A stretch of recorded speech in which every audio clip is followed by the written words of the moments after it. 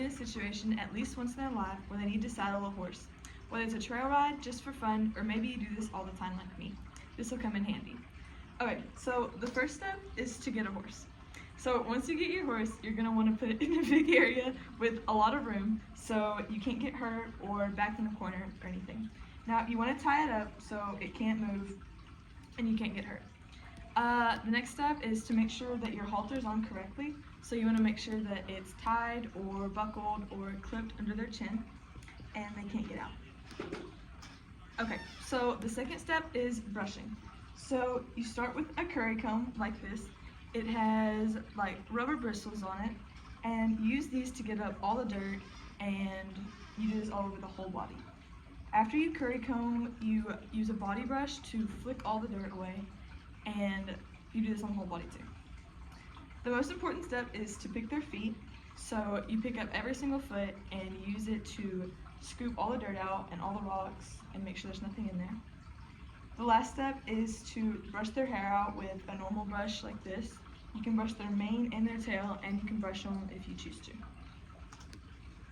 Okay, so the next step is the saddle. But before you put the saddle on, you have to pick a saddle pad.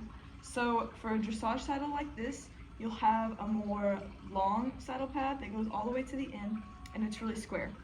For a jump saddle, you'll have one that's kind of square in the front and curves at the back. And then a Western saddle, they have one in this picture. So it's kind of square and it doesn't go to the bottom of the saddle. So now you can put a half pad on if you want to, which is like a thick piece of fabric that goes in between the saddle and the saddle pad, and it just helps with like extra cushioning. So the next part is the actual saddle.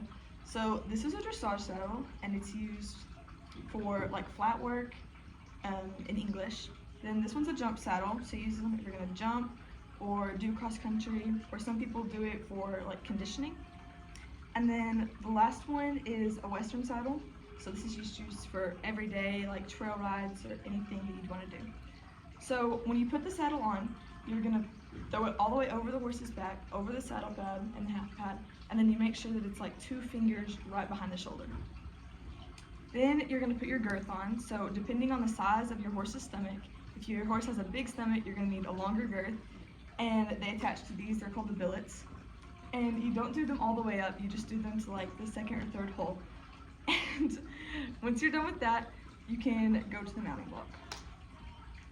Okay, so the next step is anything extra like martingale, boots, etc. So in the picture, this horse has on polo wraps, which are just like everyday wraps. You can wrap them all the way up your horse's foot. They keep them warm while you're exercising, so good.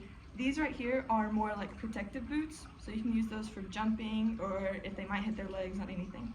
So a martingale is used, it goes over their shoulders and it sits right here, and it connects to the saddle and the girth, and it keeps it in place while you're riding. So for jumping, they use these so they don't slide back, and then in Western they use them because their horses have more flat backs and their saddle will slide off.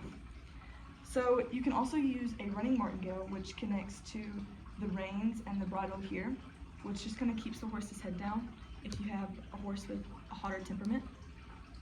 Okay, so the next step is the bit and bridle.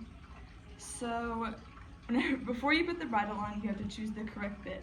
So you choose your bit depending on the temperament of your horse. So a horse with like a calmer temperament needs a like bit that isn't as harsh. So they'll use something that just doesn't hurt their mouth. Then a horse that's kind of like hot or a little crazy, you'd need like a bit with more control, so nothing bad happens. This right here is a Western bridle, so they don't have nose bands like most English bridles do. They just connect right here. And then some people will use a bridle that doesn't even have a bit, so it's called a hackamore. This one, it's a jump bridle, so there's different configurations of this one. Sometimes they'll have figure 8s on the nose, which it's more comfortable. And then this one's a dressage bridle. Okay, so the sixth step is to get yourself ready. So this is whenever you fix anything else, or you want to put your boots on, or they have spurs on in these pictures. You can change your stirrups here, tighten your girth all the way. You pull it as tight as it'll go, so your saddle doesn't move around and you don't fall off. You can put a helmet on if you want it, boots on your horse, and gloves if you want that. You also need to check the saddle placement, so make sure it's still 2 fingers behind the shoulder. Okay, so the last step is after riding.